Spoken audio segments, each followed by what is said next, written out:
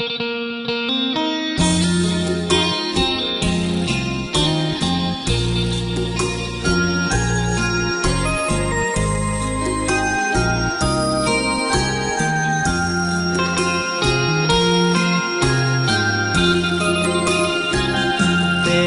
กรรมก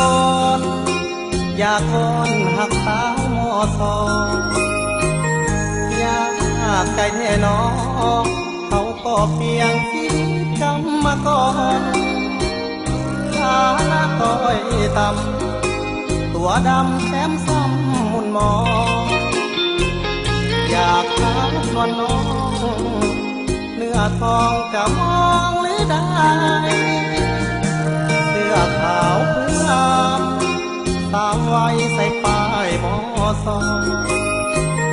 สร้างงามแท่น้องนวลละอองเรียนอยู่คณะใดเขียนเศรษฐศาสตร์การปกครองหรือว่าท่านใดฐานะเทียบกันบ่ได้ก่อนไปได้แต่เลือนลางโอ้สาวมาวิทยาลัยแห่งศาสตร์ความรู้และความสามารถบ่อาจจะเทียมน้องได้น้องอยู่สถาบันต่างกันคนละเส้นทางชีวิตของคนห่างหมดทางห่วมสาวปริญญาเป็นกรรมกรมาอ้อนวอนสาวมอสอจะมีหนทางหรือบ่หากอีกาจะทวงฟ้า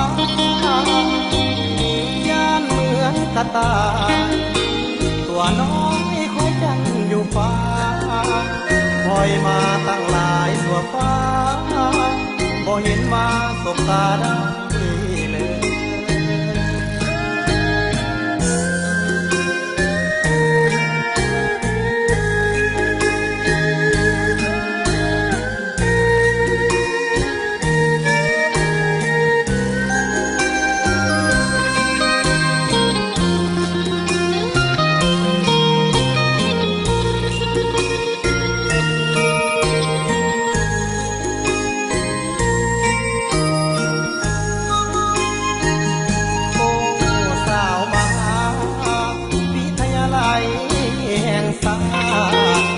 ความรู้และความสามารถบ่อาจจะเทียมน้องได้น้องอยู่สถาบันต่างกันคนละเส้นทางชีวิตของคนห่างหมดทางห่วมสาวปริญญาเป็นกรรมกรมาอ้อนวอนสาวมอสอจะมีหนทางหรือบ่หากอีกาจะทวงฟ้าย่านเหมือนกระต่ายตัวน้อยคอยจันอยู่ฟ้าคอยมาตั้งหลายตัวฟ้าบ่เห็นมาสบตาได้